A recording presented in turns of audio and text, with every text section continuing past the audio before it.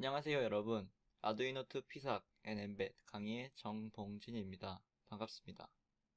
이번 강의에서는 피삭 개발 툴을 설치하는 방법과 툴에 관한 설명, 그리고 엠벳 웹 IDE를 사용하는 방법에 대해 설명해 드리도록 하겠습니다. 먼저 피삭 개발 툴인 피삭 크리에이터를 설치하는 것부터 시작하겠습니다. 먼저 피삭 크리에이터를 다운로드 받는 것부터 시작해 보겠습니다. 구글에서 피삭 크리에이터를 검색하신 뒤 맨 처음에 나온 홈페이지를 들어가시면 사이프레스사의 홈페이지에서 피삭 크리에이터를 다운로드 받으실 수 있습니다.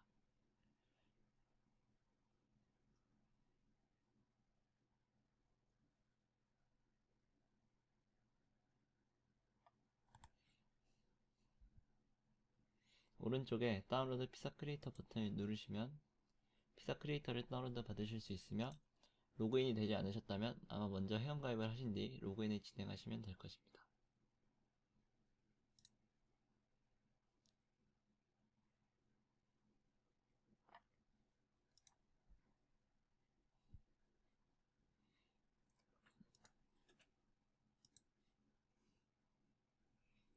다운로드가 완료되면 일반적인 프로그램 설치를 진행하는 것과 비슷하며, 그 이후에는 별도로 만져주실 게 없습니다.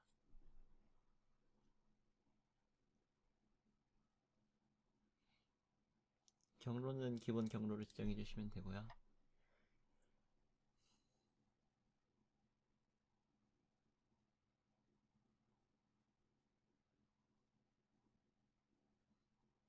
다만 중간에 저희는 피삭 1과 3에 대한 801 코어의 부분은 사용하지 않을 것이므로 커스텀을 선택해 주시고 넥스트를 누르셔서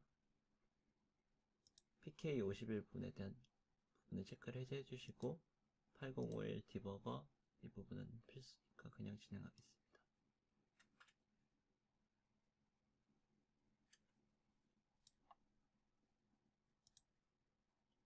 사이프레스 스퍼시픽 PK51 DK 이 부분만 체크를 해제해 주시고 진행해 주시면 되고요. 그 이후에는 약관 동의 같은 일반적인 부분이라 특히 손대실 게 없을 것 같습니다.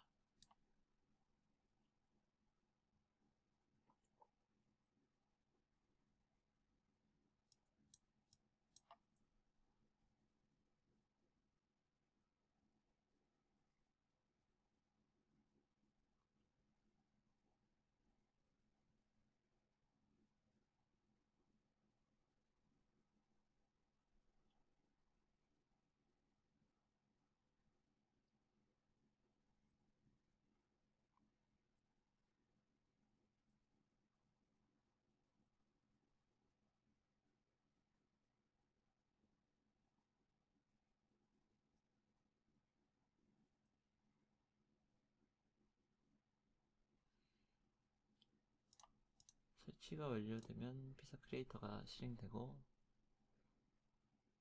이렇게만 해주시면 피사 크리에이터를 설치하는 건 끝났습니다. 다시 피사 크리에이터로 돌아와서 보시면 처음 실행 화면은 아래와 같습니다. 처음 실행되면 오른쪽 위에 일반적인 개발 환경처럼 드롭다운 메뉴가 있고, 왼쪽엔 프로젝트 탐색기, 가운데에는 최근 실행한 프로젝트와 관련한 정보가 있습니다. 우선 프로젝트 기본 설명을 해드리기 위해서 새 프로젝트를 만드는 것부터 실행해 보겠습니다. 파일, 뉴, 그리고 프로젝트를 선택해 주시면 디바이스를 선택하는 창이 먼저 뜨는데요. 여기서는 제가 지난번에 사용했던 피삭 4200 제품군이 먼저 뜨네요. 여기서는 모듈과 그리고 디바이스 중에서 피삭 3, 4, 5, 6, 그리고 오토모티브 제품군인 FM0 플러스 라인업까지 다 표시되고, 저희는 이 중 피삭4 시리즈를 사용할 것이므로 피삭4를 누른 뒤 런치 디바이스 셀렉터를 눌러줍니다. 그렇게 되면 피삭 4000 시리즈의 모든 제품군이 표시되며, 저희가 사용할 CY8C 4200 제품군을 찾는다면 좀 아래쪽에 있겠습니다. 좀 내려서 CY8C 4245 AXI-483, 이 창에서는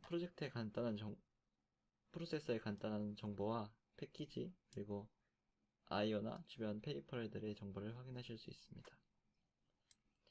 올바른 프로세서를 선택하셨다면 OK를 눌러주시고 넥스트를 눌러주신다면 코드 example, prepopulated schematic, empty schematic 이 세 가지 메뉴가 있습니다. 코드 example을 눌러주신다면 피사계에 있는 수많은 코드 예제들 중 한 개를 다운받아서 확인하실 수 있고 prepopulated schematic 같은 경우에는 특정한 기능, UART나 ADC 같은 기능을 미리 사용해보기 위한 스키매틱이 미리 구현되어 있습니다. 하지만 저희는 개별 기능을 구현할 것이므로 empty schematic을 선택하여 넘어가겠습니다. 다음으로는 작업장 이름인 워크스페이스 네임을 지정해주고 프로젝트 경로 그리고 프로젝트 네임을 지정할 수 있는 창이 있습니다. 여기선 기본으로 선택되는 걸로 하고 넘어가도록 하겠습니다. 피니쉬를 눌러주시면 새 프로젝트가 생성이 되고 피사계 메인 디자인 창인 스키매틱 창이 있습니다. 이 부분에서 오른쪽을 보시게 된다면 1장에서 간략히 설명해드렸던 모듈들을 끌어올 수 있는 부분이 있습니다. ADC, 내부 OP앰프, 아날로그 먹스, 비교기, DAC 등과 같은 기본적인 것에서부터 시작하여 사이프레스만의 기술인 캡센스 그리고 디지털 통신을 위한 I2C 그리고 UART 등이 있습니다. 블럭은 전반적으로 크리에이터를 한번 다시 설명한 다음에 다시 설명해 드리도록 하겠습니다. 오른쪽을 보시게 되면 워크스페이스 공간이 있으며 회로도를 그릴 수 있는 사이 스키매틱 파일을 가진 파일과 핀, 아날로그, 클럭, 인터럽트, 시스템으로 구성된 메뉴들이 있습니다. 핀에 들어가시게 된다면 실제 프로세서의 물리적인 생김새와 똑같이 생긴 창이 있으며 회로도에서 핀을 추가하게 된다면 이 부분에서 그 핀을 관리할 수 있습니다. 아날로그 부분을 보시게 된다면 실제 그 핀에서 내부 아날로그 매핑이 어떻게 되는지 또 필요하다면 그 부분을 별도로 수정할 수 있습니다. 클럭 창에서는 피사계 내부 클럭을 조정할 수 있고 외부 클럭을 사용할지 내부 클럭을 사용할지 선택할 수 있습니다. 피삭은 기본적으로 24MHz의 내부 클럭을 내장하고 있으며 이 부분을 직접 외부 크리스탈을 사용하게 수정할 수도 있습니다. 그 부분만 먼저 간단하게 보여드리면 이렇게 하이 프리퀀시 클럭을 선택해 준 다음에 익스터널 클럭을 선택해 주면 아까는 없던 핀에서 이 부분이 익스터널 클럭으로 바뀌게 됩니다. 이 부분은 다시 내부 크리스탈로 돌려놓고 인터럽트는 인터럽트 핸들러를 추가하게 되면 이 부분에서 관리할 수 있고 그 부분의 우선순위나 이름을 지정해 줄 수 있습니다. 시스템 메뉴에서는 장치를 어떻게 구성할 것인지 IO에 사용하지 않는 IO를 어떻게 처리할 것인지 디버깅 방식을 SWD 방식을 사용할 것인지 GPIO를 사용해 디버깅 할 것인지 그리고 칩 보호에 관한 내용도 설정할 수 있고 피사계의 경우 5V까지 VDD를 지원하기 때문에 아날로그와 디지털 전압을 설정할 수 있는 부분이 있습니다. 조금 더 아래쪽을 보신다면 main.c에서 프로그램을 작성할 수 있는 공간도 있습니다. 다시 메인 스키매틱으로 돌아와서 피삭을 사용하는 것은 상당히 직관적입니다. 예를 들어 제가 만약에 전압을 읽는 프로그램을 짜고 그 읽은 전압을 UART로 내보내고 싶다라고 한다면 ADC를 한 개 불러온 뒤 아래쪽에서 UART를 한 개 불러오면 됩니다. UART를 불러와 준 뒤 ADC를 설정할 때 그냥 단순히 더블 클릭해 주신다면 ADC 이름을 지정해 주실 수 있고 샘플링 레이트는 어떻게 되는지 레퍼런스 전압은 어떻게 지정할 것인지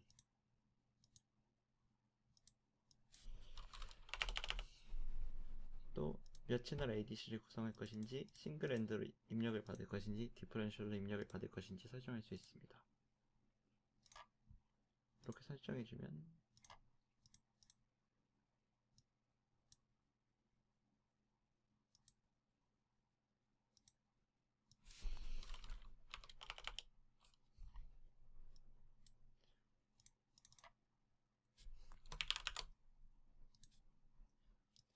방금 했던 설정을 다시 진행하고 넘어가겠습니다.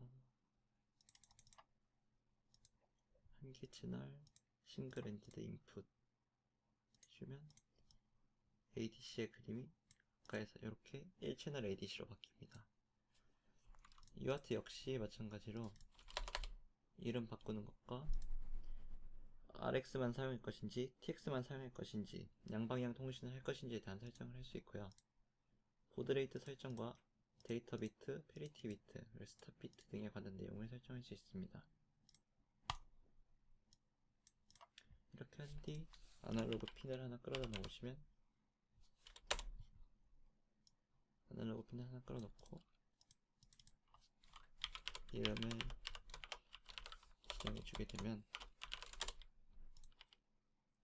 이름을 지정하고 와이어를 지정해 주게 되면 기본적인 프로그램이 작성 끝난 것입니다. 아까 말씀드렸던 것과 같이 이 상태에서 다시 핀 창으로 들어가 보게 된다면 UART를 설정하는 핀과 아날로그 입력을 받을 수 있는 핀이 뜹니다. 하지만 이 중에 UART를 사용할 수 있는 핀은 한정적이기 때문에 UART를 사용할 수 있는 핀에서만 딱 이렇게 뜨면 만약 사용할 수 없는 핀에 끌어다 놓게 되는 경우 사용할 수 없다고 미리 알려줍니다. 이 부분을 통해 개발을 하는 데 있어서 에러를 상당히 줄일 수 있으며 이 부분이 상당히 도움이 됩니다. 아날로그 핀 역시 임의로 한 군데 매핑을 해주고 빌드에 Generate Application을 눌러준다면 피사기 스스로 API를 만들어줍니다. 이쪽에 보시면 ADC와 UART에 관련된 소스가 생긴 것을 확인하실 수 있으며 이 부분은 메인 소스에서 바로 불러서 작업하실 수 있습니다.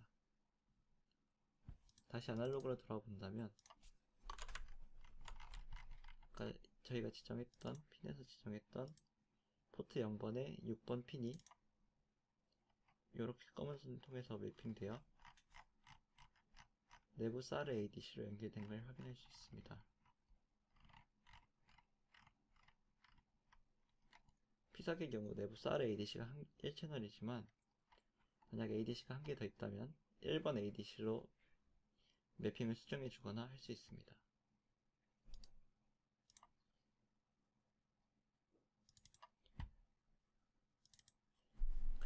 크리에이터에 관한 설명은 여기서 마치도록 하고 이후에는 엠베드에 관련된 설명을 해드리는 것으로 넘어가겠습니다.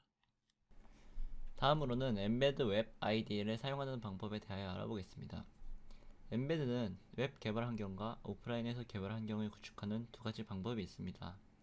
하지만 오프라인 개발 환경을 구축하려면 시간이 오래 걸리고 이번 강의에서 진행하게 될 내용은 웹 컴파일러로 충분히 진행이 가능하기에 웹 컴파일러로 진행하도록 하겠습니다. 엠베드 웹 ID를 들어가는 방법은 다음과 같습니다. 먼저 embed.com에 들어가신 뒤 오른쪽 위에 컴파일러를 눌러주시면 embed OS와 OS로 넘어간 창이 뜨며 그래서 로그인하는 창이 뜹니다. 이 부분 또한 회원가입을 진행하신 뒤 로그인 해주시면 되며 저 역시 아이디가 있으니까 먼저 진행하도록 하겠습니다.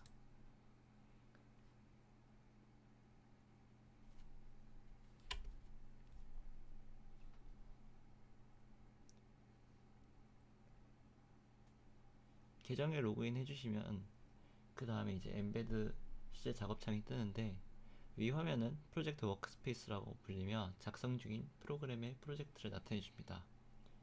이 중 한 개의 프로젝트를 눌러 들어가 보게 되면은 프로젝트를 구성하고 있는 소스 파일과 오른쪽을 보시게 되면 프로젝트가 언제 만들어졌는지, 마지막 수정은 언제인지, 현재 어떤 상태인지 등에 관한 정보가 나오며 그 옆에 빌드 탭을 보시게 되면 현재 이 프로그램이 이 보드에서 플래시는 어느 정도 사용하고 있는지, 메모리는 어느 정도 사용하고 있는지를 확인하실 수 있습니다. 여기서 main.cpp 등의 소스 파일을 들어가서 열어주신다면 실제 코드를 작성하실 수 있는 창과 위쪽에 컴파일 메뉴를 눌러주신다면 컴파일을 통해 바이너리 파일이 생성되게 되며 이 바이너리 파일을 보드에 업로드 함으로써 이제 보드에 업로드가 완료됩니다. 추가로 저희가 이번 강의에서 사용할 엠베드 보드는 한 개지만 만약 엠베드 보드를 추가하고 싶으시다면 오른쪽 위에 이 부분을 확인해 주시면 이 부분을 클릭해 주시면 보드를 추가하거나 여러 개의 보드 중에 선택하실 수 있는 창이 있습니다. 이 부분에서 add 보드를 눌러준다면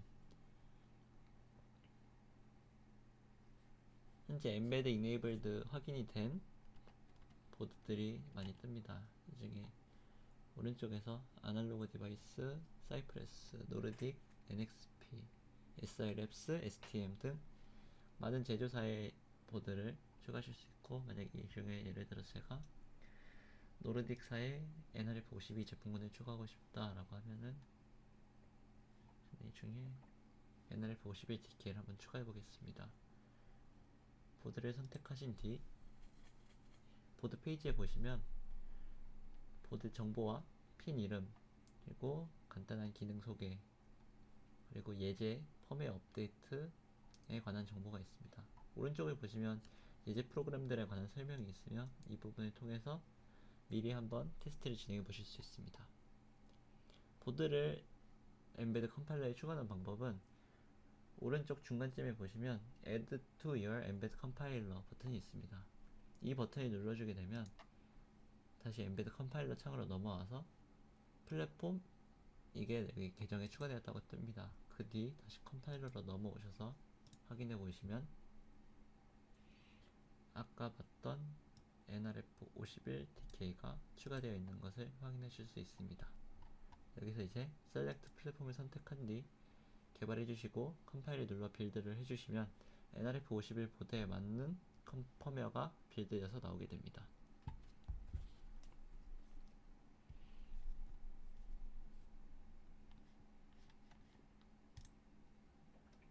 이상으로 피삭 및 엠베드 개발 환경 구축에 관한 강의를 마치겠습니다. 그럼 다음 강의에서 뵙겠습니다. 감사합니다.